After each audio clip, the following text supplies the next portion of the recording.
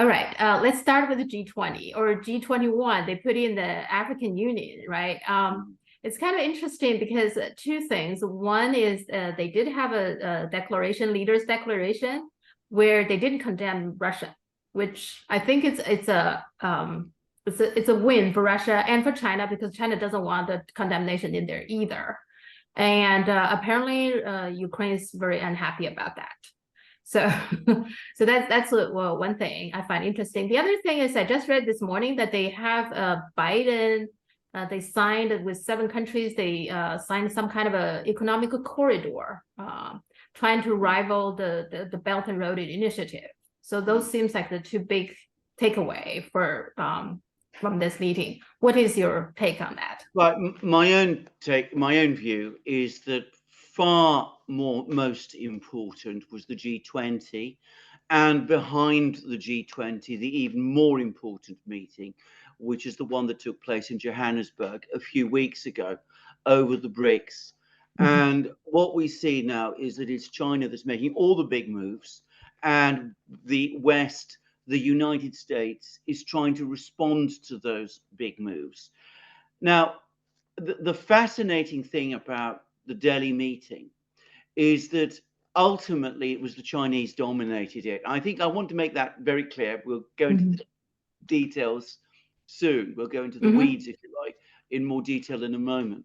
But they dominated the meeting. They got pretty much everything they wanted in the G20 or G21 statement. They wanted the African Union to join. India also wanted the African Union to join, but China was very keen on getting the African Union to join. And it was they who floated the idea first.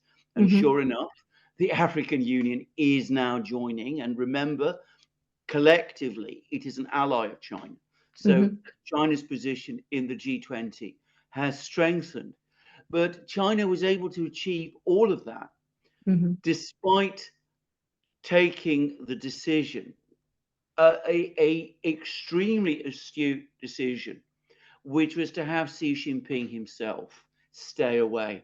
Now, in a way that I think perhaps few people anticipated, in a way that I did not anticipate, instead of that making China's diplomatic work in Delhi more complicated, it actually simplified it. It meant that the Chinese were able to talk to all kinds of people, to the Indians, to the Africans, to the various other global South countries, without having Xi Jinping sucked into discussions with people he didn't want to speak to, principally and most foremost of all, Joe Biden himself. He didn't want to speak to Joe Biden. And even the Financial Times, which is no friend of China, to put it mildly, admitted that the G20 statement is full of Chinese talking points on every conceivable issue, on economic sovereignty, on democratization of the global political architecture. Of course, the other BRICS states, several of them there. I mean, India, of course, is there. Russia is there too. South Africa is there. Argentina and Brazil, of course, are also there. Argentina having to join. But I mean, they all support these positions as well. But the key player always now is China. The United States perceives it as China. And of course, all of this comes directly after the meeting in Johannesburg, which Xi Jinping totally dominated. I mean, he was there amongst friends. We have all these dozens of countries showing up, all of them trying to get onto the BRICS bandwagon. We have all the talk now about developing new financial structures around the BRICS. Xi Jinping is engaged in all this dealing. He's brought the Iranians, the Saudis together. He's got them both now in the BRICS. Egypt is also now in the BRICS as well. Another friend of China, Ethiopia, is also a friend of China, also in the BRICS. So you can see that he's making all the big strategic moves. Of course, when I say Xi Jinping, I mean, he's not just a metonym, obviously, for China, but I mean the Chinese government. Chinese diplomacy is moving things forward all the time. Now, Mhm. both the G20 statement and, of course, what came out of Johannesburg could only have happened because of China. Now, this isn't, Mhm. I mean, if it had been all the other countries of the BRICS, Russia, India, South Africa meeting together, I mean, we wouldn't have had dozens of countries coming to Johannesburg Mhm. looking to join the BRICS. Yeah. It's because China is involved there. And Yeah. it is also because China is able to cut all these deals in Mhm. Delhi and at the same time present the Western powers with the threat that unless the Western powers accede to Chinese positions in the G20 statement, like the one on Ukraine, then the risk is, the danger for the West is that the G20 will simply collapse Mhm. and that the center of gravity will move completely over to the BRICS. It's in order to prevent something like that happening that the Western powers, through gritted teeth, have to accept a statement, a G20 Mhm. statement on Ukraine, Mhm. which frankly they'd sworn that they would never agree to. So it is China that dominated both of these meetings. And we Mhm. see that the United States is trying frantically to try to counterbalance these Chinese moves. So it's talking about these new trade corridors Corridor. involving Yeah. all of these countries. This at the same time as we now have an actual, real rail link between Russia, Iran, and Saudi Mhm. Arabia, which is now Mhm. coming into play. But of course, Mhm. behind that is China as well. So they're trying to set up a rival to that. Yeah. And of course, we have President Biden going off to Vietnam, thinking that he can play the Vietnamese off against China. And all I would say is good luck with that. It's not going to get anywhere. I mean, they've tried this. The Americans have tried this before. It's not happening. Yeah. You see, when I was reading this economic corridor, I can just say this, that I'm living in the East Coast of the United States. I would very much want a East Coast United States corridor, economic corridor. I don't have train here. And and then if I can get to somewhere, a big city, to get onto a train, it's very slow, it's always delayed, and it's not punctual, whatever. So why doesn't he start at home, build something for us first? Well, that is an excellent point. But can I just also make a point about this economic corridor, which is, of course, we've Yeah. seen this all before. I mean, not so long ago that we had a G7 meeting. I can't remember whether it was last year or the year before Yeah. that, or when exactly, in which they were going to provide alternatives to the Belt Mhm. and Road Initiative, Yeah. and they were going to allocate vast amounts of funds, and it was all. And then that declaration was made, Yeah. and we heard nothing more about it. It just, as I said, disappeared into the mist. And it's going to be the same with this. In a Yeah. few weeks' time, we won't hear anything more about it because it's not real. As you absolutely rightly say, the United States isn't able to sort out its own infrastructure. How is it Yeah. going to be able to do that with the infrastructure of other countries? China can and Mhm. will. You only have to go to China to see what Mhm. infrastructure there is like. Yeah. And of course, the Chinese are all over the place, all over Africa, all over Asia, all over Latin America, increasingly now. Also, they'll be in Russia too before long, by the way. And they're doing exactly the same things. They're building all the corridors, they're creating all the trains. I'm already hearing that in Russia, they're now, the Russians bought high speed trains from Germany. Well, that's over. And that means no more high speed trains being built in Germany. We Yeah. know where they will turn to for high speed train technology.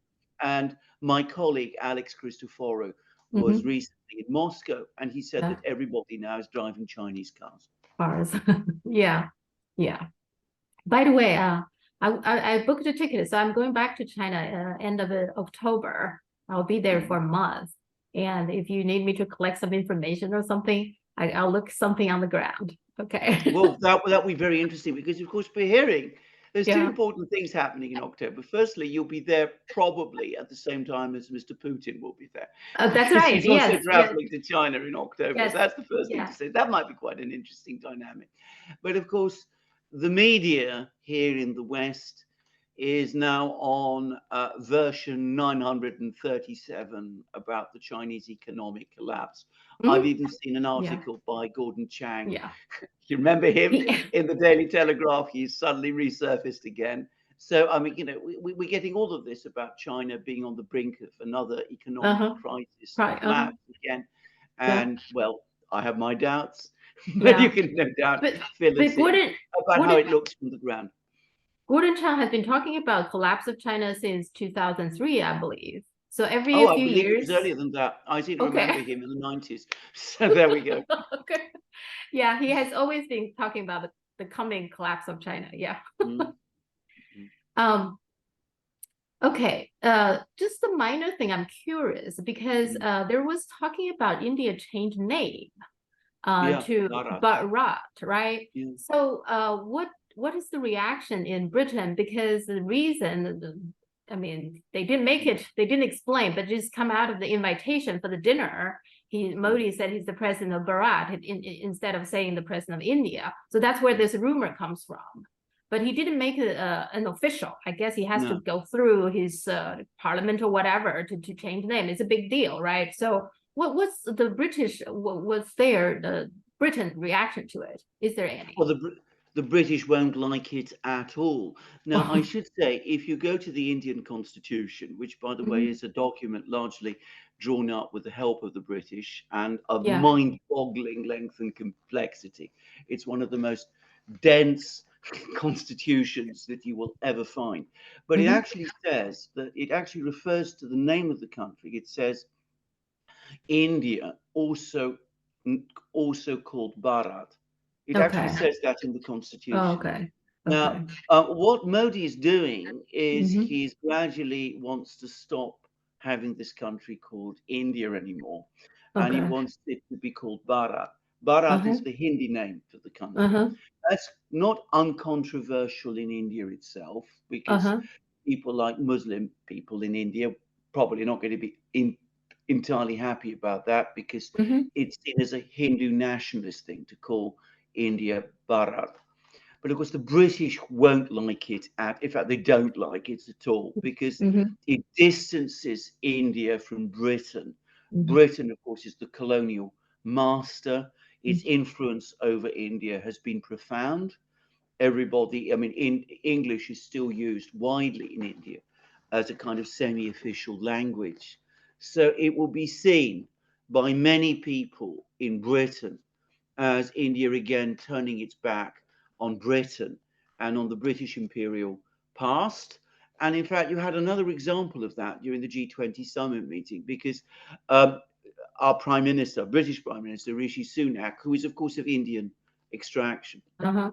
he was there, and he was going to have a meeting with Prime Minister Modi, and the Hmm. meeting was expected to be in Modi's residence, the Prime Hmm. Minister's residence, which is, of course, a splendid building created during the time of the British Raj, part of the complex of buildings that were built in Delhi by the British when they made Delhi the capital. Edward Lutyens was the overall architect, and Hmm. it's a magnificent residence. And the British were looking forward to it, and there was going to Hmm. be photo opportunities and things of that kind. And it was Modi didn't, in the end, hold the meeting there. He held it all in a concrete conference room somewhere far away from his residence, which of course made it all look like a much less significant meeting than the British had been hoping for. And one gets the growing impression that India is finally saying to itself, it's time once and for all to say goodbye to the British. I mean, they Yeah. left India way back in 1949. We've been heavily involved with them for too long now. It's time that we finally said goodbye, and we're going our own way. And calling the country Bharat is a signal of that. And of course, it's also a signal to the United States, because any distancing of India from Britain ultimately means a Yeah. distancing of India from the United States also.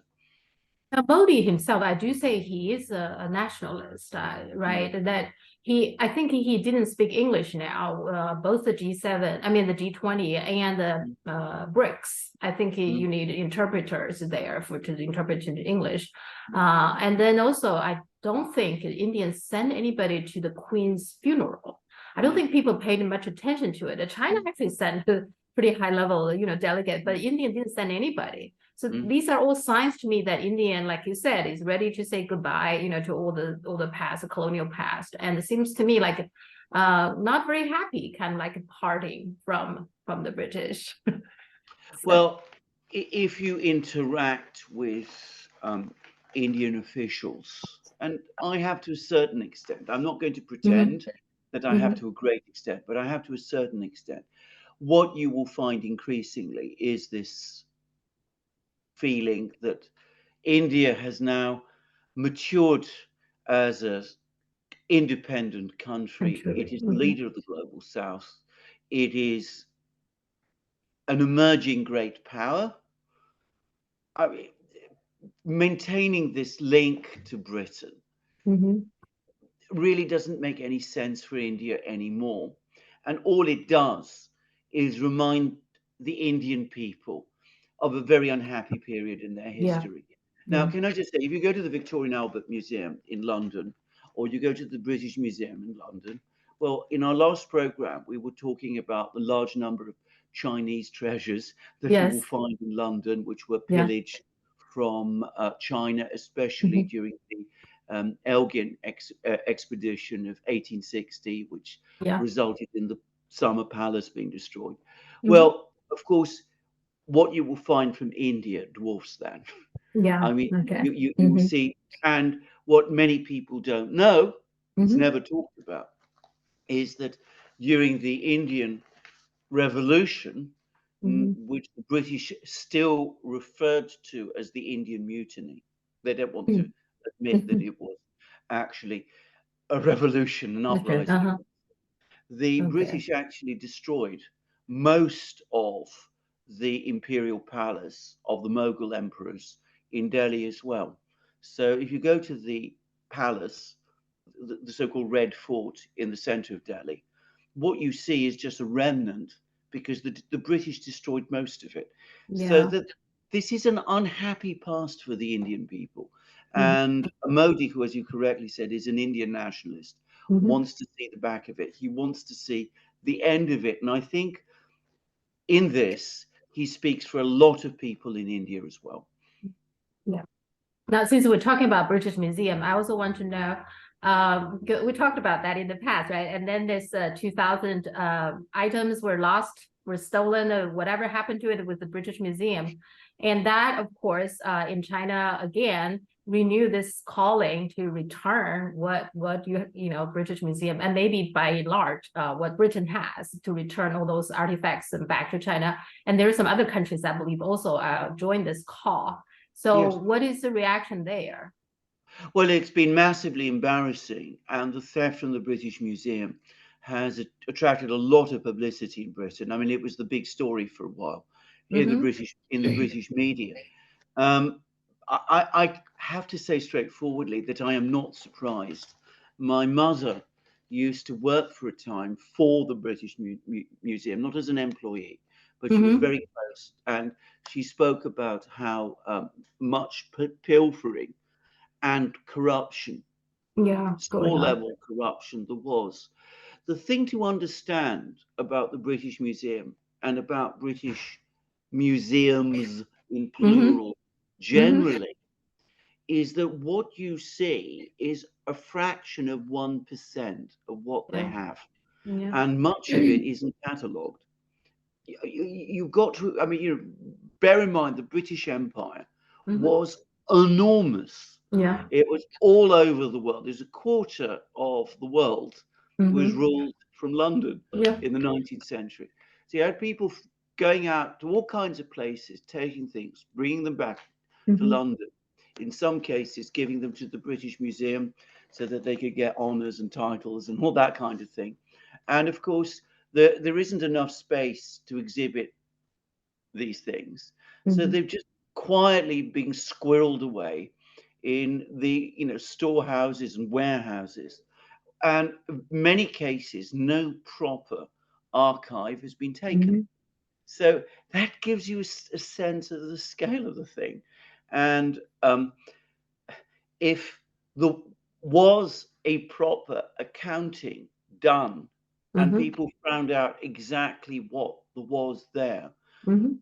that would almost certainly provoke much stronger demands for restitution, which is precisely why that accounting never happens, Well, which if makes they, the theft possible. well, I mean, some articles in China, they're saying, well, this is just shows the British doesn't have feelings for these things, and they don't, because these are not their ancestors, hard work, their arts or whatever. This is not theirs. Then if you don't have feeling to these things, why don't you just return to the countries? It's so much trouble for you to keep them. Why don't they just return? I mean, Well, what's the point? some people in Britain do argue for this, but of course most don't, and the establishment doesn't. And there's a number of reasons for this. Firstly, there is the classical one. In the West, dragons, unlike in China, are thought of as rather wicked creatures. But the myth, the folklore of Western dragons is that they steal and hoard a massive treasure and sit on it and never give any of it away. And that's a bit like how the British Museum and Britain is, if you like. It's a sort of Western dragon sitting on his vast hoard of treasure, loot that he just Mhm. can't part with. But of course, there is another factor, and it's a very important one, which is that for Britain to start giving away things that it has stolen in the past Mhm. would be for Britain to start admitting that it had stolen those things in the first place. And that Oh, is a okay. very, very difficult thing for Britain Yeah. to do. The Okay. British establishment would find that a very difficult thing to do. Yeah. Okay. Yeah, it's kind of a face thing. Yeah, you admit what you did in the past is wrong. Yeah. Okay. I find this is your aunt, I believe, Yes, yes, right? absolutely. Yeah, absolutely. I mean, this is another classic case because, of course, it's the Greek marbles Uh-huh. taken from the Parthenon. Um, Yeah. and of course, the person who acquired those marbles in the early 1800s Uh-huh. was the British ambassador to um, the Ottoman court, who Mm-hmm. was of course Lord Elgin.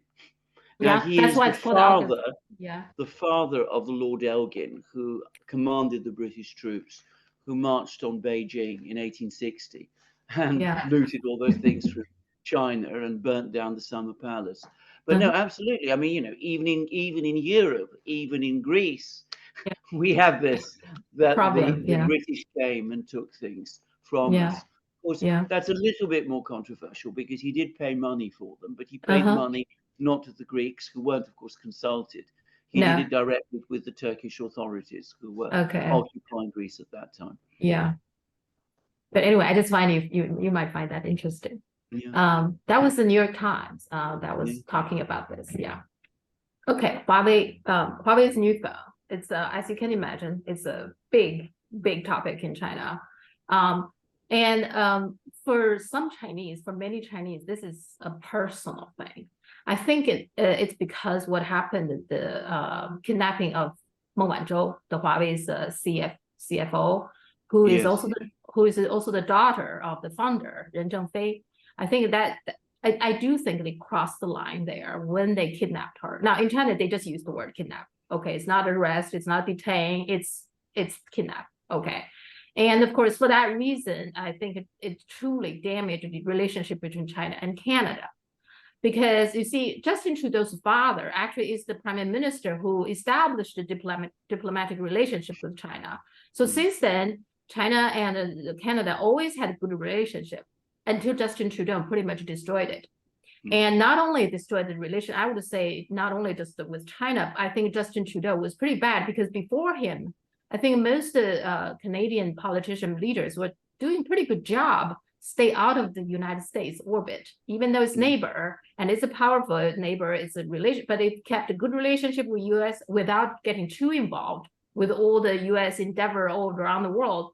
And for a while, I don't know if you remember in the 90s, I think when people are, you see some, I was living in Sweden and I actually saw people backpacking and put a Canadian flag on their backpack to show that we are Canadians, so don't hurt us because we don't, involved in all those controversial, whatever. So, but I do think Justin Trudeau destroyed that. And with Meng Wanzhou, I think the Chinese government and Chinese people would never forgive him for what he did. So, Oh, absolutely.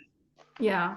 I mean, you talked about her being kidnapped, and I think that's absolutely correct. I mean, I did programs about this Okay. on the Duran at the time, and bear in mind I have a legal background. I could not make any sense of the supposed charges that had allegedly been brought against her. Yeah. It didn't make any kind of sense to me at all.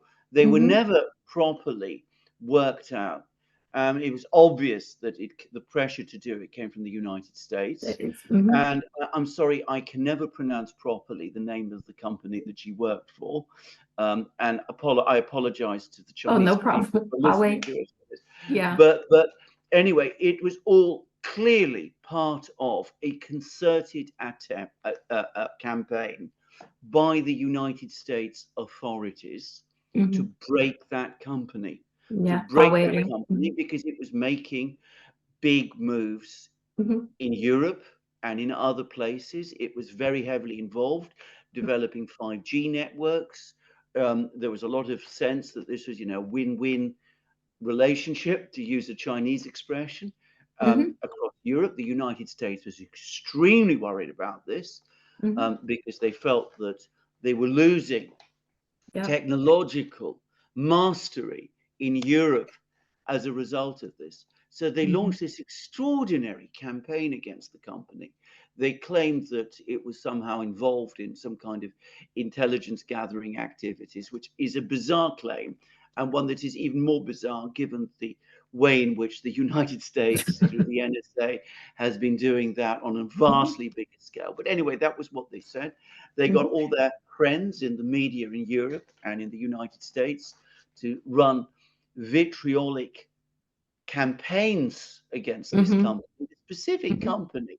And by the way, its founder and chief executive, who seems a remarkable person, if I may say. But anyway, he was described in the most unbelievable way here as some kind of sinister Chinese general military person who was really acting. I mean, all sorts of bizarre things, when in fact, what I've heard about him, it says that he's nothing like that at all, that he's actually a brilliant manager and person running his company.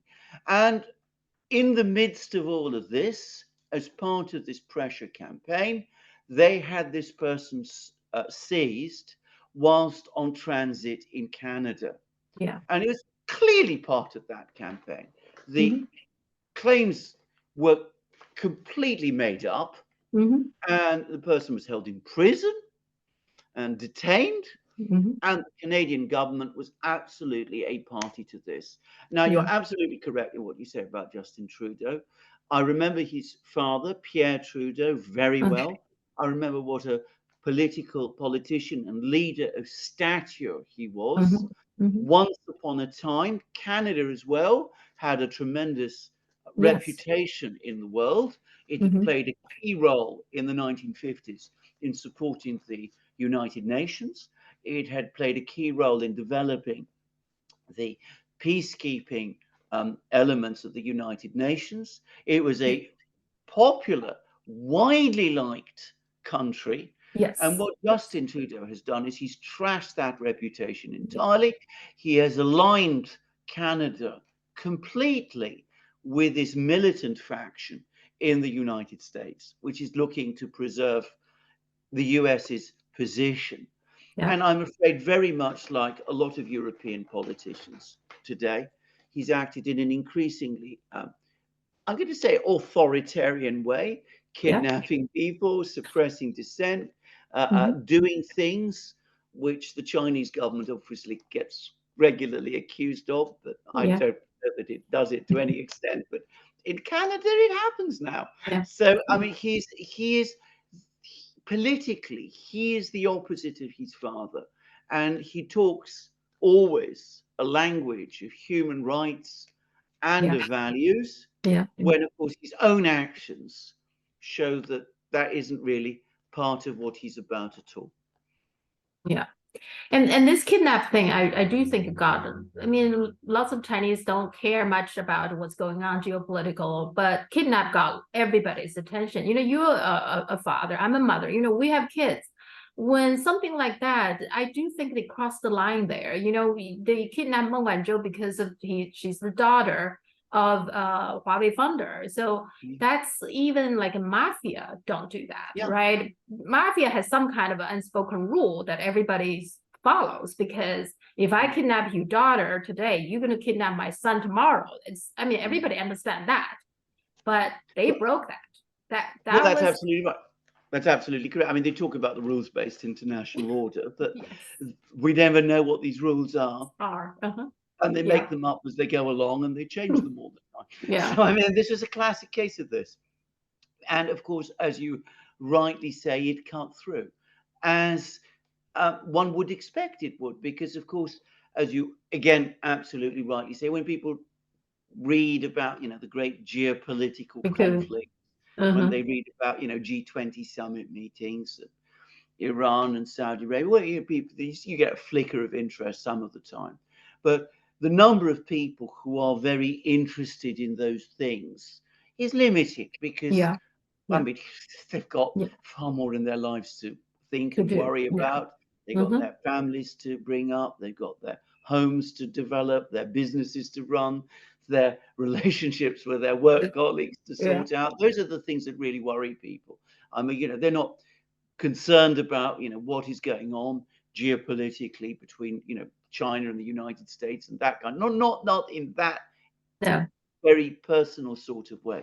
But when you start seizing Chinese people, well regarded Chinese people, in that mhm, kind of fashion, yeah, well, of course, first of all, it shatters any idea that you are a law abiding, democratic, yeah, value driven, rules based uh-huh, society. That's what it is you're trying to say. But of course, it tells Chinese people, we are against you. If yeah, you're yeah, Chinese, we mhm, can come after you and we will come after you wherever in the West you go. And that, of course, is something that does cut through and people do notice. yeah. And also this whole thing, actually, I do think the sanction itself kind of like a backfired, because even like a few years back, even Bill Gates was saying that you know, if you ban all these things, that China will come up with its own, you know, chips and the technologies, etc. And there's even Chinese commentators was talking about that. There was some I think a chip expert or semiconductor kind of a person. He actually was saying that she said that China will never have our own semiconductor industry unless we get sanctions, full-blown sanctions from the United States. And Mm. that's what happened. That's Mm. exactly what happened. You Well, know, absolutely, because the extraordinary thing is, you mentioned Bill Gates, and he's absolutely yeah, what he said.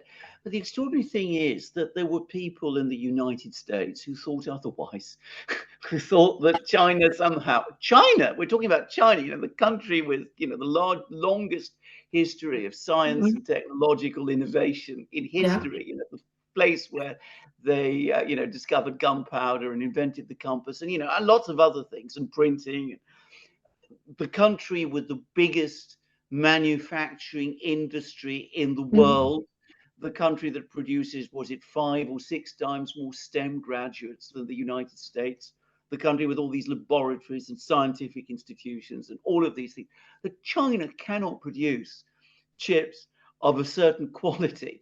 I mean, it's frankly absurd. But the Americans believed this. And I have to say something. Of course, not only did it backfire, not only was it bound to backfire, but, and I use this word reluctantly, there's a racist assumption oh that yeah, China yeah, would not be able to yeah, develop chips yeah. like this. I mean, there's no other explanation for this. And the ASML, you know, the lithography machine company, the Dutch company, his CEO, I think it just recently, very recently, like 2 days ago, was on the television. He actually said that. He said China has 1.4 billion people. They do produce smart minds and etc. It's like he didn't realize this before, that he now admits.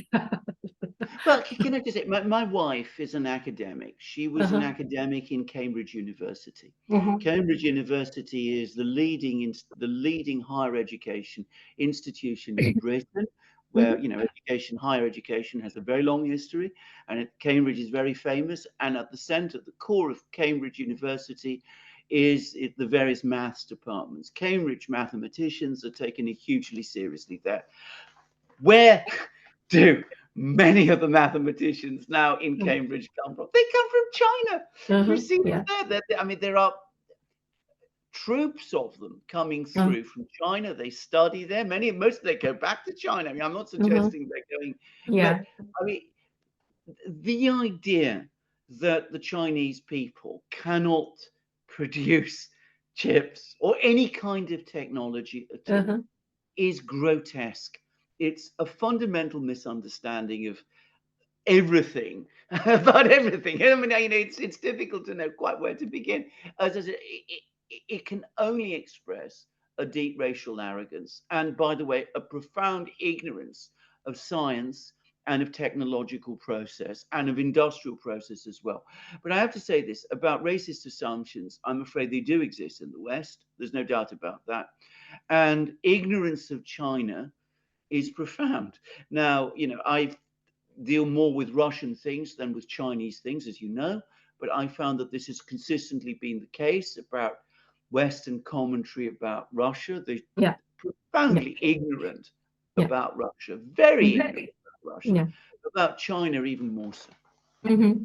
And in fact, actually, Huawei has some, I think they have some center established in Russia because Russia has lots of good mathematicians too, right? And so, so, so there's collaboration there, and Yeah. then, and part of it is because there is no racial against each other. It's kind of like we're all equal, and you're smart, and I'm smart, so we can work together, So it's Well, that kind of a absolutely. If I mentality. can just Yeah. add a brief historical piece there.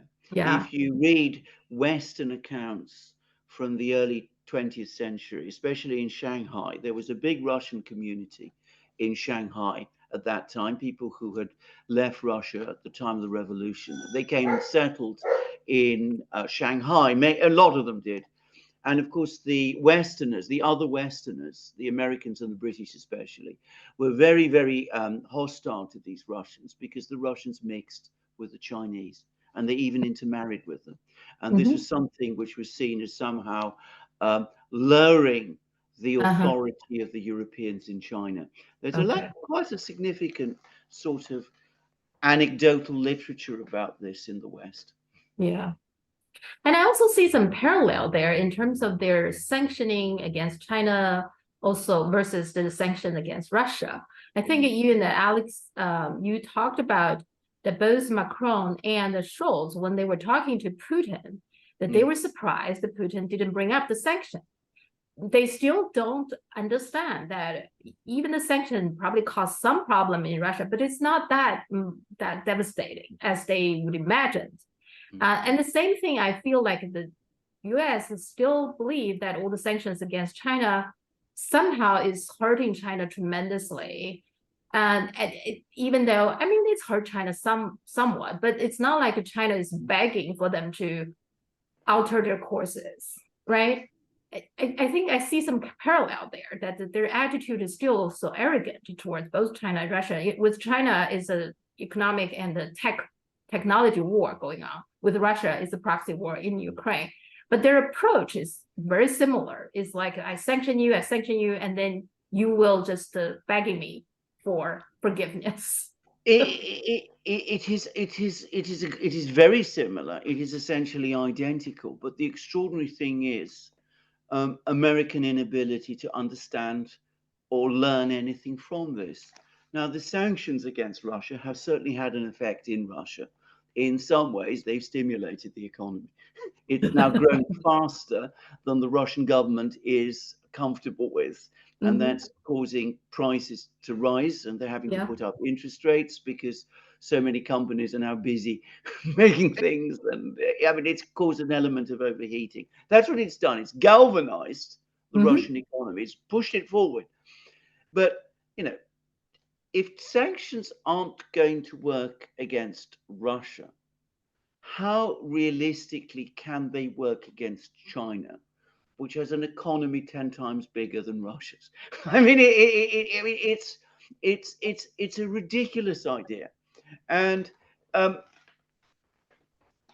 if sanctions against Russia have also had an impact on economic conditions in the West, and there is now a general consensus that they have done, that Yep. energy costs in Europe have risen, that a lot of businesses in Europe, for example, that were doing business with Russia, have lost, and this is causing problems to some businesses and some banks, and is resulting in a recession conditions, especially in Europe, taking hold. If that's the case with Russia, again, how can it be that it won't have consequences orders of magnitude greater with China, which is the world's most important trading nation? Yeah. It shows, again, an arrogance and a lack of understanding of things, which is astonishing. But, it hasn't changed. There was a United States, I think he was a senator or House of Representative congressman who's the chair of the China committee in one of the Yeah. houses Yeah. of Congress, and he's coming along and saying that we must now cut off all technology exports to China completely because of this one chip. Yeah. And this is assuming that the Chinese somehow stole the technology to make the chip. That's the implication behind this.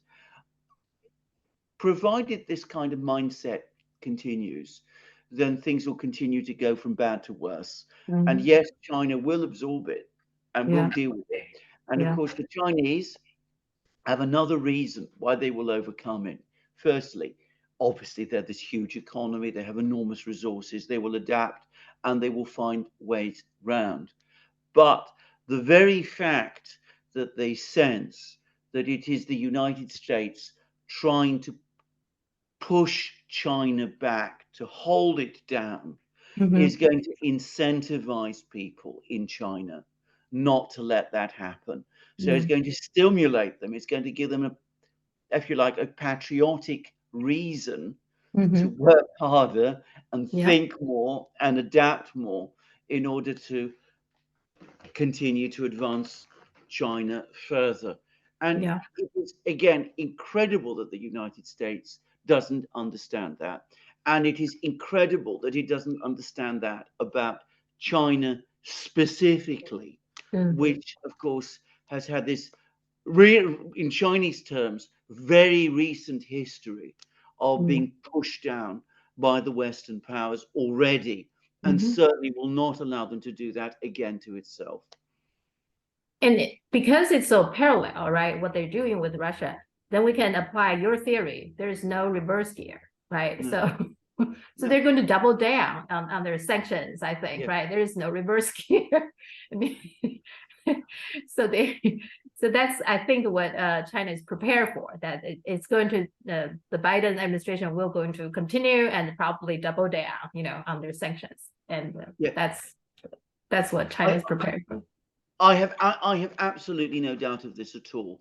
In fact, I've been talking to some people who are friends in Washington. I don't have many friends in Washington, but I mean people who are former members of the U.S. intelligence community, and they tell me that they've been talking to their contacts in Washington. One of them, by the way, one of the people I speak to, Larry Johnson, he's actually written publicly about this, and he says that they're all telling him the same thing, that the hardliners in Washington are in complete control. They now see China as the enemy, and now everything is being structured around this.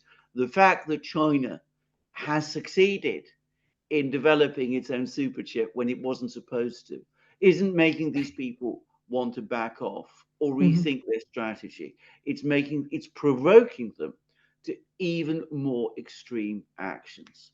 Yeah, because you said no reverse gear. No reverse gear. Okay. Now, I want to talk a little bit about the de-dollarization thing. Mm. I think they talked a lot about doing the BRICS, but actually during the same time when BRICS was going on, there was meeting for ASEAN countries, which doesn't got a lot of publicity in the West. They first had a meeting for finance ministers and the governor for their central banks, but then later there is an ASEAN meeting. During that meeting with all the financial with the governors of the central banks, they actually talked about using local currencies to trade amongst themselves. And also they said they want to bring that up to discuss with the G20 as well. Now, I don't know if they did that during this time or they are just, floating the idea. But in any event, from what I see, the de-dollarization doesn't have to be like you have to have another rivaling currency. It could just start at the local currencies, your currency, my currency, we just agree on terms, we can do business, right? Rather than all through dollar. Isn't that kind of like It is it's already exactly going correct. on? And I mean, if we go back to the origins of the modern Western financial system, which was the Bretton Woods Conference in the United States in 1944. That was the original idea. The British economist John Maynard Keynes, he proposed the creation of these two financial institutions, the International Monetary Fund and the World Bank.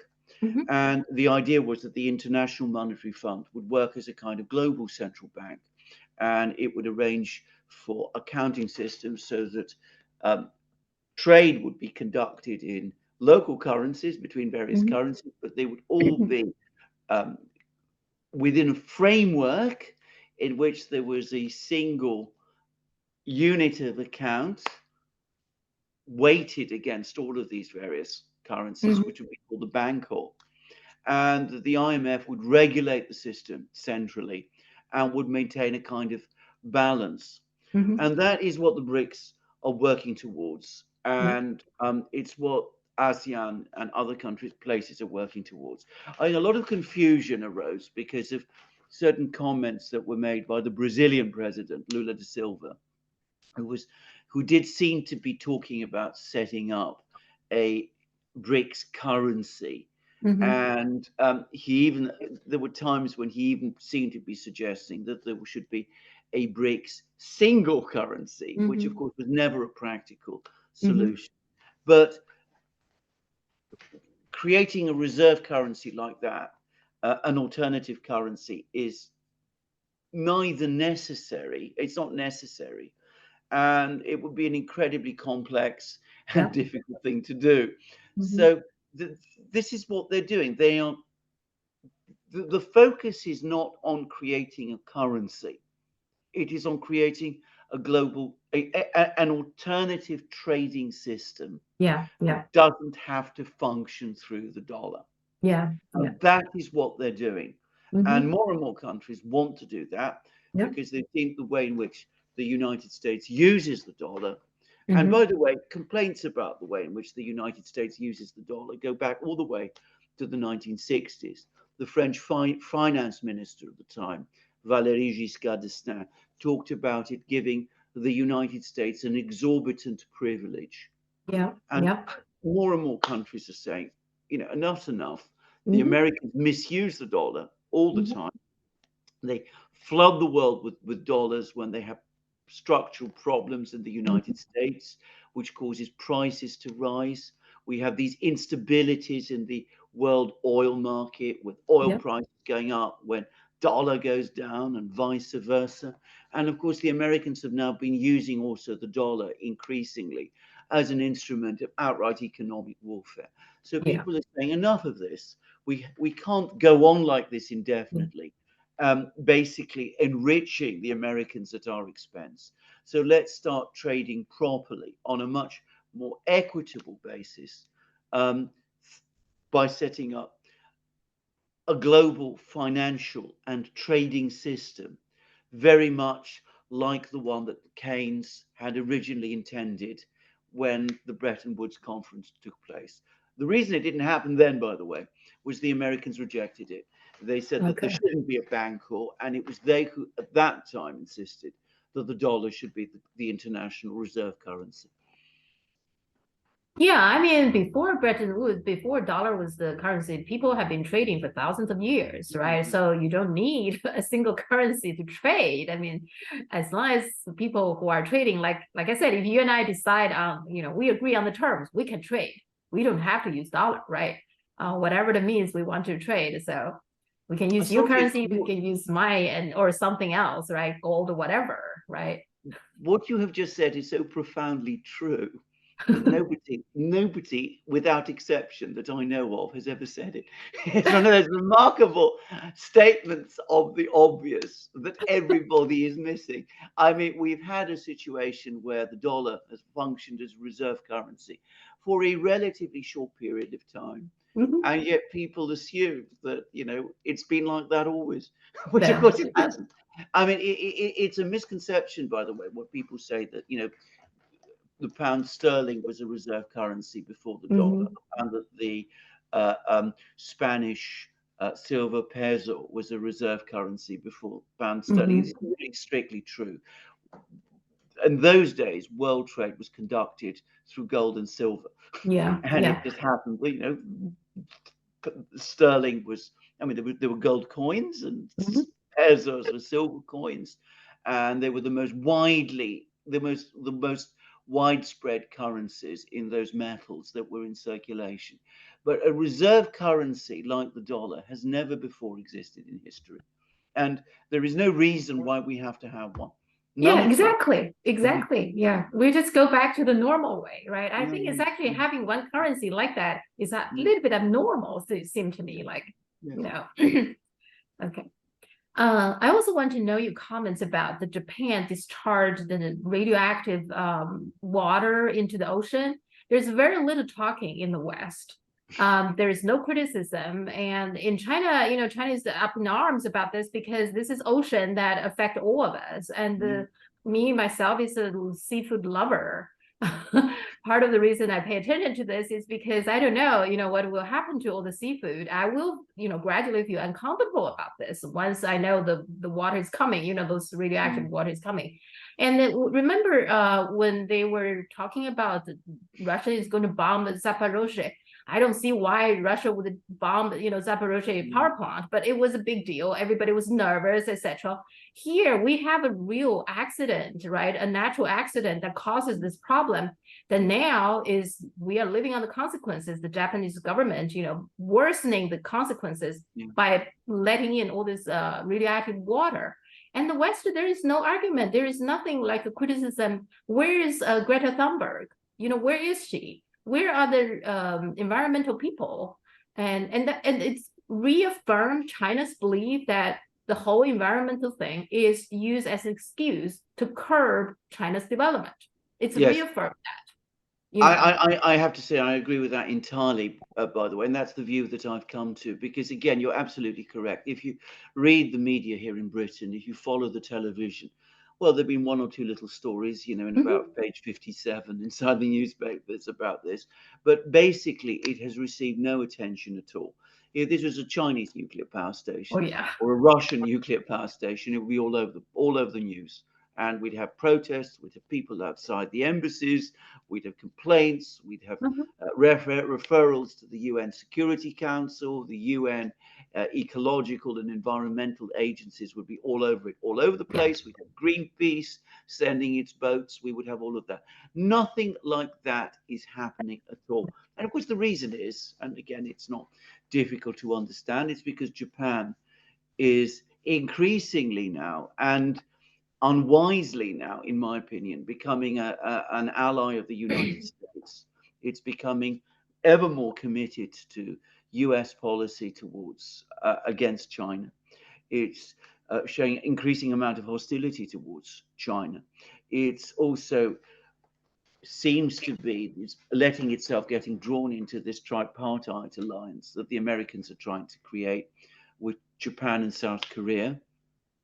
And of course, because it's an ally of the US, it's something that, we don't want to criticize the Japanese, because we don't want to seem to be coming out and criticizing the Japanese, because Well, that might cause the Japanese to get angry with us, and that might cause this alliance that we're so much trying to construct, it might cause that alliance to disintegrate.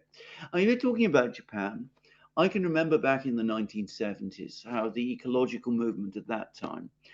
Um, I mean, Japan was one of its target countries because Yeah. the Japanese were hunting whales. Yes. This is Yes. something that Yeah. was so it was all over the place at that time. Hmm. But that was then. This is Hmm. now. Hmm. China was not seen as a danger or a threat against the West at that time, or at least not a threat, but a rival to the West at that time, a serious rival.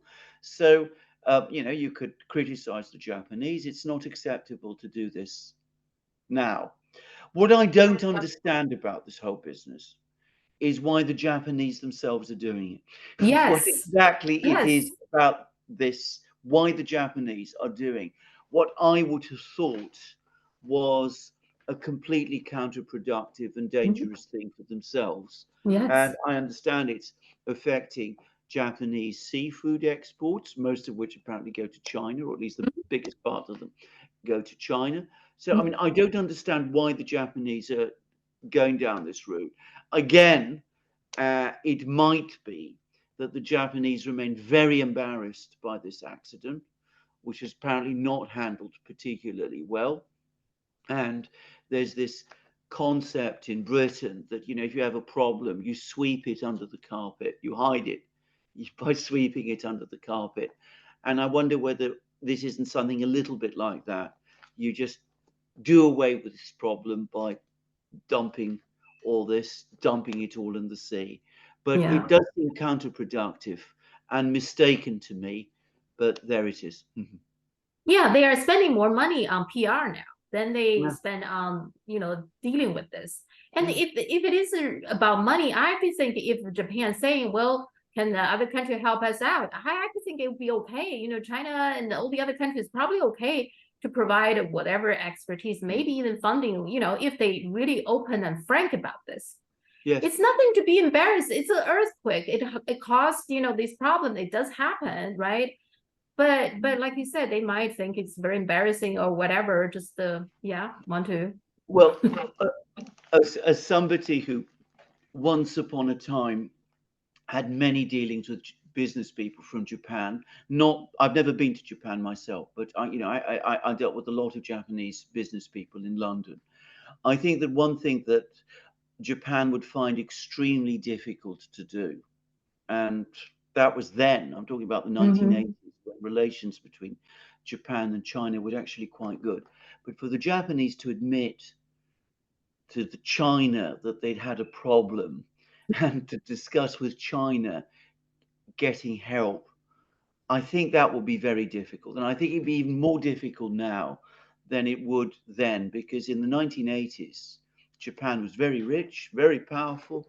It Yeah. seemed to be a country that was advancing forward. China was still seen as poor and backward in those days. And the Japanese could be condescending towards it. Today, Yeah. of course, it's very different. And I think that the feelings that the Japanese have, particularly I suspect at the higher levels, the official levels, would make it very, very difficult for them to come to Mhm. China, say, look, we've got a problem, we don't know what to do. Shall we talk about what we can do together, find a solution? There It's would, I okay. suspect, be major pride issues getting in the way. Yeah.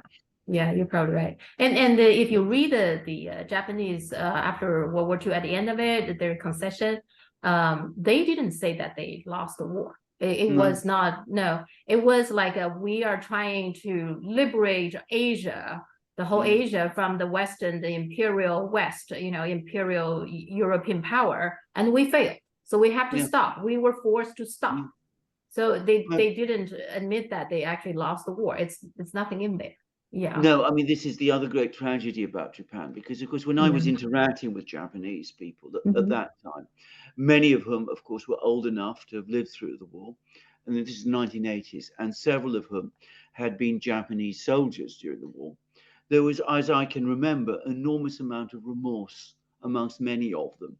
In fact, there was one Japanese soldier, I remember, who'd actually fought in China, looked back with deep shame Hmm. upon the many things that he had been involved in at that time. Yeah. He'd become a Buddhist, a very strong, Hmm. committed Buddhist, Yeah.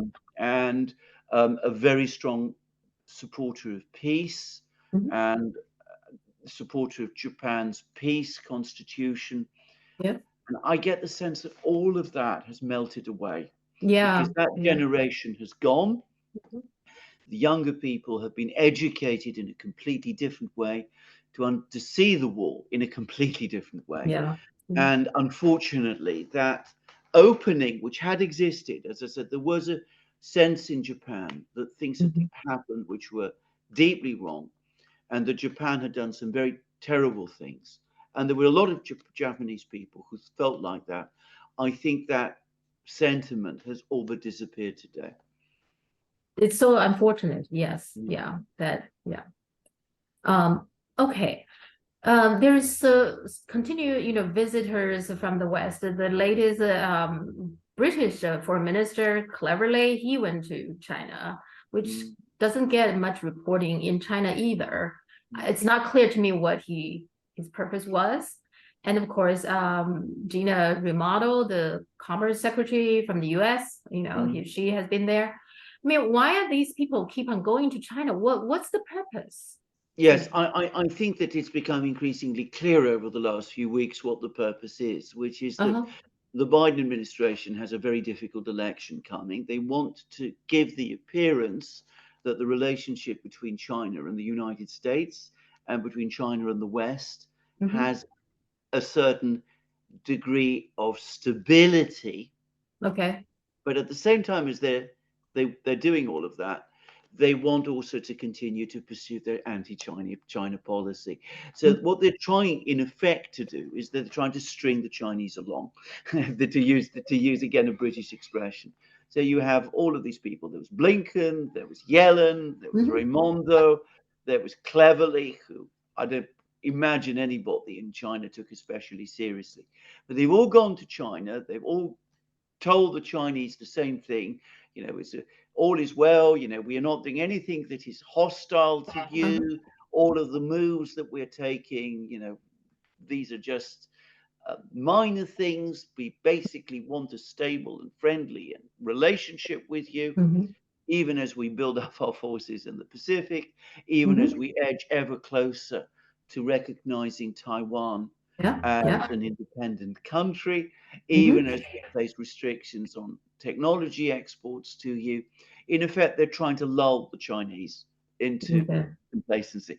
And of course, the Chinese, who are, to put it mildly, um, practical people, are Uh-huh. not fooled at, No. at all in this.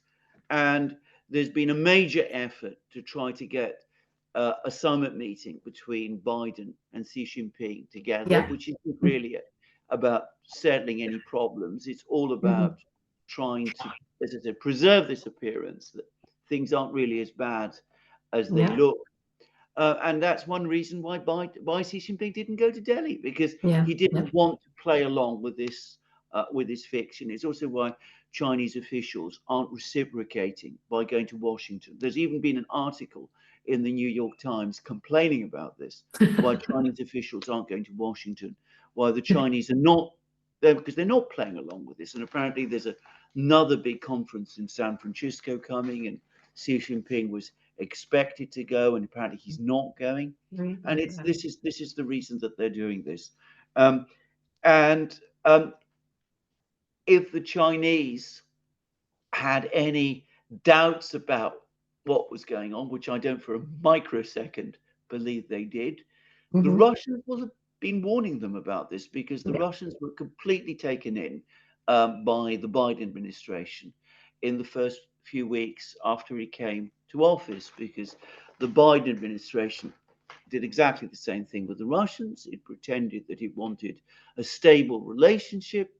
There was telephone calls between Putin and Biden. There Yeah. was a summit meeting in Geneva. That's The right. Yeah. Russians Mm-hmm. came away from that meeting thinking that they'd come to some kind of understanding. with Biden, and then a few months later, we had the war in Ukraine. So, the Russians feel very, very betrayed about this and very angry with Biden and have come to the conclusion that they can't trust him. Apparently, Biden has tried to telephone Putin several times, and the Russians won't take the call. And I think the Chinese have come to the same conclusions that, as I Yeah. said, the Americans are trying to lead them along. Yeah. I just want to briefly share this with you. I just find this is so interesting. Mm. That this is when Biden heard that Xi Jinping is not coming to the G20. This is what he said. I am disappointed, but I'm going to get to see him. What he said was, I'm going to find him or something like that. It sounds like Yeah. very eager to meet Xi Jinping, that Yeah. he's disappointed that Xi Jinping is not coming to G20. Yeah. And what's the purpose? He doesn't, you see, that's why Trump is much more popular in China than Biden. Even though Trump started the trade war, many people don't like that, but at least he's honest about it, right? He's straightforward. With Biden, he's saying something, and then you can't trust him at all. He's doing something totally different. You talked about that in your show as well. But why does he keep on doing that? I believe people will fall for it. Well, this is unfortunately a common feature of people who do this. I mean, they're able to fool people, other people, quite a lot of the time. And then when the others, wise up to this and don't let themselves, make it clear that they understand what's going on, the person who plays this trick can't quite bring himself to believe that the trick has exhausted itself. And this is absolutely the case with Biden. I don't think he can quite bring himself to understand that the Chinese have seen through this. I mean, what makes this very strange is that you mentioned what I've said about my programs. Xi Jinping said it to Biden's face. Yeah. I mean, they had a virtual meeting, and Xi Jinping you can find it in the Chinese Foreign Ministry readout. Xi Jinping said to Biden, "Look, you tell me one thing when we have these meetings, and then your administration goes and does something completely different." Yeah. Now, and it's true. That is exactly what happens with Biden. So how can the Chinese trust him? And if there is no trust, meetings become impossible because they serve no purpose. Not only do they serve no purpose from the perspective of someone like Xi Jinping or indeed of Putin, they become dangerous because you're dealing with somebody who you can't trust, but you might find yourself appearing to agree to things that you don't want to agree to. So better not have meetings at all, which is where we are at the moment. And by the way, even Mao Zedong, he actually said he'd rather deal with the Republicans. He said that too. He trusted, of course, Richard Nixon much more than he trusted Truman, for example. So this has been like a tradition now, almost like Republicans in general. I mean, like I said, Trump, you don't, you probably don't like his policy here and there, but he's honest at least for important things. He's honest. Okay, he's upfront about it. Not like Biden, just to keep on saying something. You don't know what he's going to do, or he's going to do the opposite. So it's that's just ridiculous. Well, I mean, the other thing with Biden is that he has repeatedly gone out of his way to be rude about Xi Jinping. Yeah, This is the man that he wants to meet, and he's so anxious to meet. I mean, he went off script during his State of the Union address in ways that were, I mean, I found them frankly bizarre, very, very angry, and saying things about Xi Jinping which were, again, obviously wrong and untrue. But why do that? And then, he sends Blinken to Beijing. Blinken has meetings with Chinese officials. There's some talk about setting up a working party. And then the White House publishes comments Biden makes to a private meeting of Democratic Party donors in which he says the most incredibly offensive things Things. about Xi Jinping. Again, illogical and untrue things, but uh, the anger Mm-hmm. that Yeah. lay behind those words. Again, if I was Xi Jinping, which I'm not obviously, but if I was Xi Jinping and was reading those things, I wouldn't feel insulted No. because, well, it's Joe Yeah. Biden. But I mean, I would say to myself, well, if that's how Biden feels about me, Uh-huh. why does he even want to meet me? I mean, Yeah, what's his exactly. real Yeah. agenda? I mean, Yeah. he obviously dislikes me so much. It can't be Mm-hmm. that he wants to meet me because he likes me. It's clearly something else. Yeah. Yeah. And I actually think that's probably a way of showing that he's insecure, I think. You see, Trump never said that. And in the interview, Trump got a lot of criticism saying that he praises Putin, he praises Xi Jinping, he praises, the South Korean leader. Well, I actually think Trump feels that way. He doesn't feel threatened by these people. He respects other people, other countries' leaders, because he's comfortable with himself. I think part of it is Biden himself is insecure. I think that's a sign of his insecurity of himself. That's how I see it. Absolutely. Well, I mean, when Xi Jinping and Trump met, and they Yeah. met several times, they liked each other. They actually Yeah. got on. Now, Yeah. this is despite the fact that Trump, and this must be said, I mean, he made many comments which were showed a Yeah. fundamental lack of understanding of China And as well, in my opinion. yeah. I think that he blamed many of America's economic problems on China in China. Uh-huh. ways that I think were completely wrong. He Uh-huh. did want rebalancing in the trade relationship. Yeah. You can Yeah. argue about that, but I don't think he went about that in the wrong way. But I also think that in Trump's case, as his position as president was undermined, what happened was that he opened up his administration to all sorts of people like Mike Pompeo and John Yes. Bolton, Oh who yeah. took Yeah. things in a direction where even Trump himself didn't want. In fact, Trump No. himself definitely didn't want to go. So I mean, there was that stress, and of course, in Trump's case, he came to this as a political outsider. He didn't Mm-hmm. understand very much either about how domestic policy in the United States works or about foreign policy. But at a personal level, he got on with Xi Jinping, and he got Yes. on with most Asian leaders as well, by the way, Yes. Uh, not just those. But with Biden, one gets the sense that he's got some enormous, as we say in England, chip on his shoulder, that he really mm-hmm. doesn't like these people, that he feels Mm-hmm. inferior to Xi Jinping in some Yeah. way and Yeah. uncomfortable in Yes. dealing with Xi Jinping.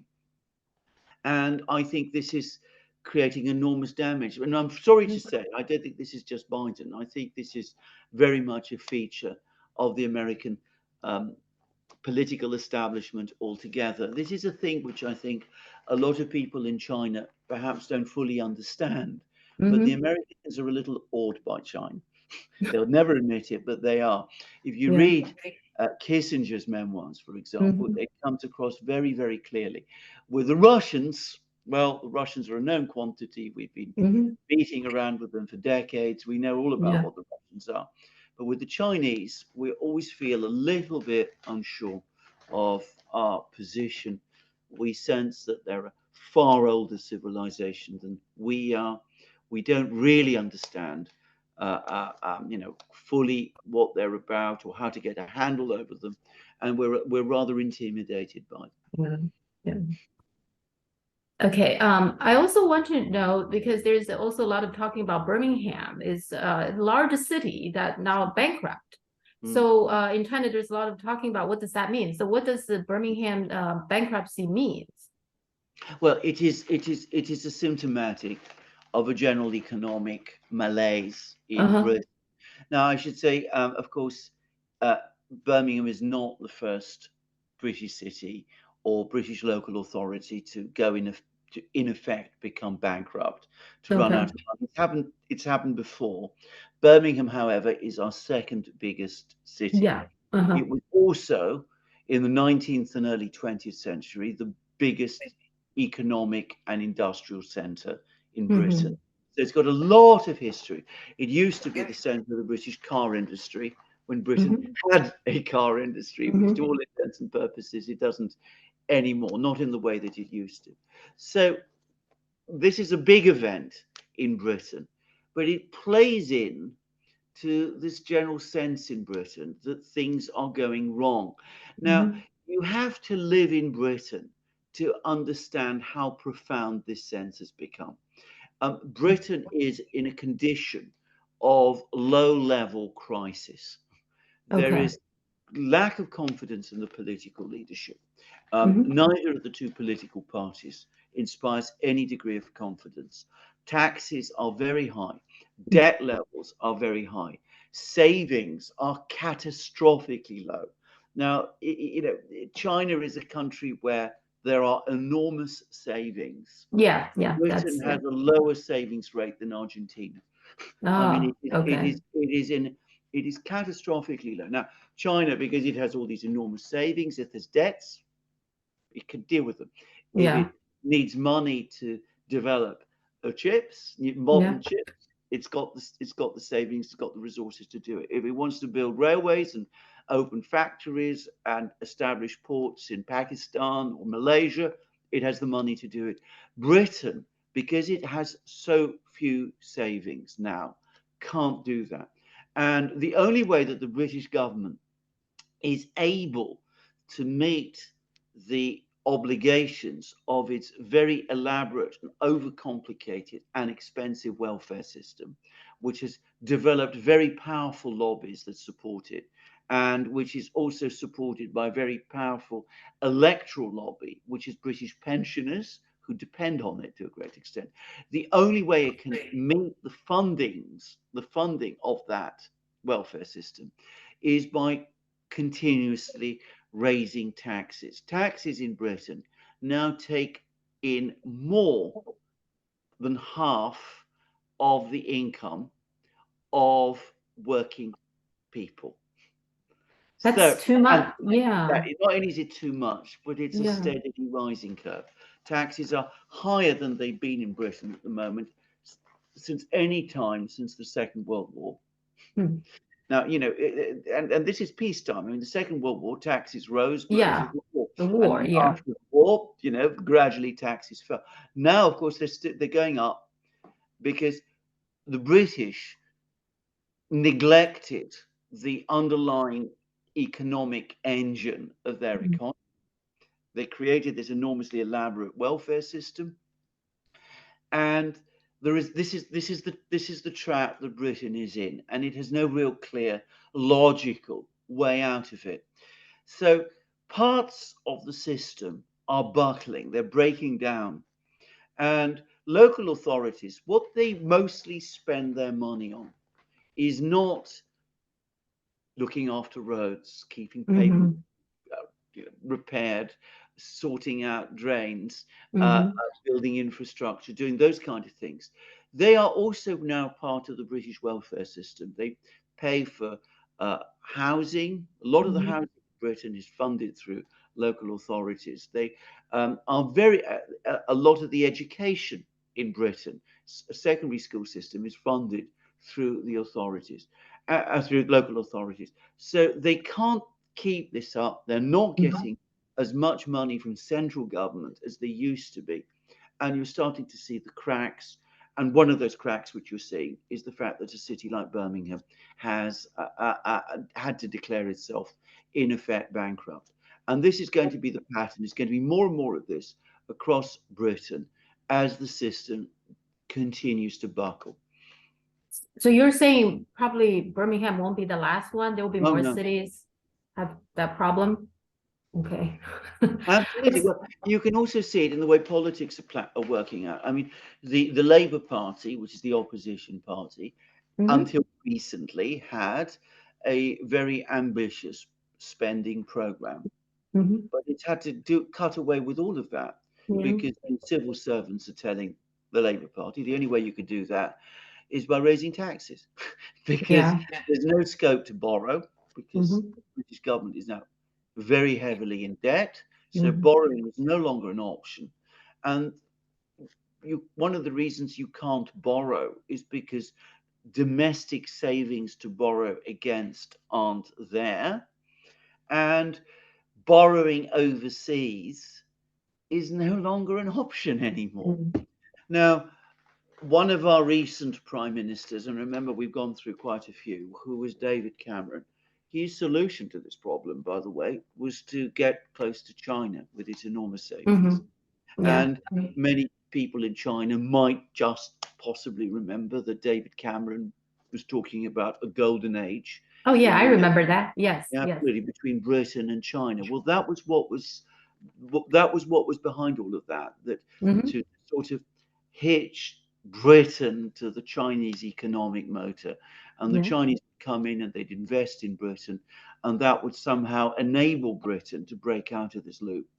But Hmm. of course, geopolitics intervened. It Yeah. didn't happen. The Hmm. British establishment itself was very uncomfortable with it because it made Britain it made Britain look as if it was going against the wishes of the United States. So from having pursued the golden age with China approach of David Cameron, we now have the hostility towards China, which is British policy today. That's very unfortunate. I think both countries would benefit from that, I think. You know? Well, the difference is that in China, it will benefit, but China is China. It can get Yeah, by. It's yeah. 1.4 billion people, the world's Uh-huh. biggest economy by purchasing power parity, manufacturing industry, which is bigger than that of Europe, the United States, and Hmm. Japan combined. It can exist without Britain. Yeah, Britain is yeah. not in that position. So for Okay. Britain, arguably, it was an existential issue. But Yeah, anyway, whatever, the British yeah, elite decided to go the other way. yeah. Okay. I also want to ask you about Ukraine. It just is something I have been thinking. Now, your program that you ran, you talk a lot about this counteroffensive doesn't work, Yeah. but it's mostly about the Ukraine side. So exactly what is the end game for Russia? So I think Mearsheimer at one point, he probably was on your show recently. I didn't watch that, not Yeah. yet. But at one point I saw he's saying the end game for Russia is they will take Dnieper River east of Dnieper Yes. River. That's Yes. what he said. Do you agree with that? Yes. I think that's probably what the Russians are thinking of doing. Now, Putin actually teased us about this. He gave an interview to some Russian journalists some weeks ago, Okay. in which he said, "Well, you know, we're not going to discuss. None of us knows what the end game in Uh-huh. Ukraine is, what our ultimate objective in Ukraine. None of us in this room knows what the end game is. Well, actually, that's not quite right. I know, but you don't." Okay. He actually said that. I mean, this is very typical of Putin, by the way. Okay. He has this mischievous side to him. Uh-huh. But we don't exactly know what the Russians are thinking. Mm-hmm. But I think that at the moment, the Russian objective is to take control of all of the territory east of the Dnieper, which is overwhelmingly Russian speaking um, and identifies heavily with Russia, and Mm-hmm. perhaps also west of the Dnieper, the Black Sea coast, cities like Oh, Odessa, which are okay. also Russian speaking. Mm-hmm. That would be, on the face of it, a logical objective. And I can imagine that people in Moscow might think Mm-hmm. that. Looking at this from my perspective here in London, I don't think it's a viable objective in the sense that I Okay. think that whatever Ukraine survived after that, if it loses its eastern regions and it loses its Black Sea coast, I don't think that is viable as a state anymore. Yeah. Yeah. And I don't know whether this is something that is widely understood either in Moscow or indeed in Washington. If you look at the economic geography of Ukraine, the Dnieper is not a boundary, it is a traffic artery. It's like Mm-hmm. saying you divide China along the line of the Yangtze. Yeah. Yeah. Yeah. It just doesn't work like that. I mean, Okay. so many of Ukraine's most important cities are on the Dnieper. Kiev is on both banks of the Dnieper. So a large part of Kiev is on the east bank. So you could bring the Russian army all the way up to the Dnieper, but everything on the other side would be cut off from its hinterland. Yeah. And I think that a Ukraine that did not, as a rump Ukraine that did not Mm-hmm. become an economic satellite of Russia would Okay. would not be functional. Now, whether the Mm-hmm. Russians understand that and whether the Americans understand that, I am not sure. Perhaps the Russians do understand it, and creating a rump Ukraine that is an economic satellite of Russia is the objective. Mm-hmm. But I don't know what the objective is, and I don't think anybody does. We'll see then, because it does seems like the support for it is dropping now. Even like Blinken recently, it seems like they're ready to go to China. It's not like they're ready to make peace. No, they are ready to go on with their next target. They're tired of making no progress there, I guess, and then they're tired of doing what they're doing right now, and they're going to the next. It seems like to me that's what they're. They were utterly spooked when it Mhm. looked as if China might become involved in mediation efforts in Okay. Ukraine. I mean, the sense of panic that one sensed in Washington, and by the way, in Europe, when that Mhm. happened, it is difficult to convey. And by the way, may I say that is an epochal event. It's the first time that I can think of for Uh-huh. hundreds of years that an Asian country, a non-European country, acted as a potential mediator of a conflict in Europe. Okay. And when that country is China, well, you can Mhm. understand why the Americans and the Europeans were so alarmed by it. So Okay. when Zelensky had that telephone conversation with Xi Jinping, the Americans were furious with him, and they came down on him like a ton of bricks. And they said, under no circumstances will you ever do that again. So that was basically shut down completely. And I think that is going to be very, very difficult, actually, unfortunately, for a Chinese mediation effort to actually take off, because Yeah. the Americans will do everything they possibly can to prevent it. They would rather see Ukraine collapse than see peace in Ukraine negotiated by China. And I think something which your Chinese viewers Yeah. might want to understand. Now, I think that we're actually at a fork in the road in Ukraine. I think the offensive, I think the overwhelming understanding now is that the offensive is going to fail. In fact, I think the only reason the offensive is still going on is because they don't want to admit publicly that it has failed. So Ukraine is being pushed into continuing with attacks, which are Mhm. causing it terrible losses until the autumn comes and the spring and the mud season, and then they can quietly call it off. Yeah. And then they won't have to say that it's failed because they'll Mhm. pretend that it's only been paused, and then they hope to forget about it. They hope everybody forgets about it. But in the meantime, what the Americans want, is they want a negotiation to take place. They made it Mhm. very clear over the last few days that they don't want to be seen negotiating with the Russians themselves. They want the Ukrainians to do it. They want the Okay. Ukrainians to negotiate with the Russians and to agree to freeze the conflict, and for the Russians to retain control of the territory that the Russians occupy. And they want the rest of Ukraine to receive security guarantees and eventually join NATO. That, at the moment, is the American plan. The Ukrainians have vehemently rejected it. Okay. Zelensky has given a furiously angry Mhm. interview to The Economist, in which he said that this is absolutely unacceptable to Ukraine. And he says, we get all these visitors now who come to Kiev, and they tell us that they're behind us as long as it takes. But I look into their eyes and I Mhm. can see that they're lying. Mhm. He actually says that effectively. Okay. I mean, it's That's there in The refreshing. Economist. So that's a very interesting Uh-huh. admission from him. So he's furious with the Americans for putting this pressure on him. And of course, whatever the Americans get the Ukrainians to do, there Mhm. is not a snowball's chance in hell as we say Yeah. again in Britain, Okay. of the Russians ever agreeing to this. Yeah. Why would the Russians agree when they are winning the war Yes. to a proposal which will allow the greater part of Ukraine eventually to join NATO? They're Yeah. never Yeah. going to agree to this proposal. Yeah. Yeah. So we'll see.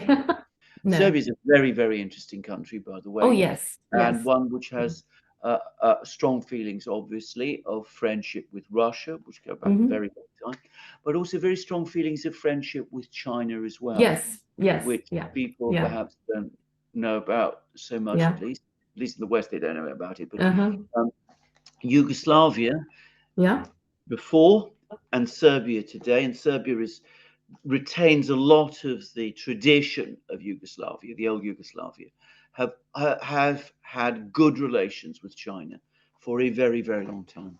Yeah, and China is still very angry with the NATO's bombing of Yugoslavia. In 1990s. I mean, I'm not sure that's true, but lots of Chinese believe it's intentional. The bomb of the embassy, Chinese embassy in Yeah. Belgrade. Lots of people in China believe it's intentional. Now, I'm not sure, but in China, lots of people believe that was Well, intentional. I mean, I don't know. I mean, I don't want Yeah, to pretend that I know one way or the other. no, All I will yeah, say is what I have been told, which is I have been told that it is impossible that that bomb hit the embassy accidentally. I mean, with the yeah, kind of technology that exists nowadays, yeah, you do not bomb an embassy with precision weapons yeah, like that. I mean, this is yeah, obviously 1999 and earlier yeah, time, but yeah, I mean, I want to stress I don't know that. I mean, the yeah, Americans have me never either. said that they Yeah. did it, but that's what I've been told. And I've been told that by Americans, by the way. Yeah, okay. And there's still lots of anger about that. It is an embassy after all, right? Well, It's it very weren't. yeah, Not only was it an embassy, and not only is it possible that it was not done accidentally, but the United States has never shown any real regret or remorse yeah, about it. I yeah. mean, they've never really properly apologized to Apologize. China Yeah, that's right. in a way that makes one feel that they were actually sorry for what had happened. Yeah, that's right. Yeah.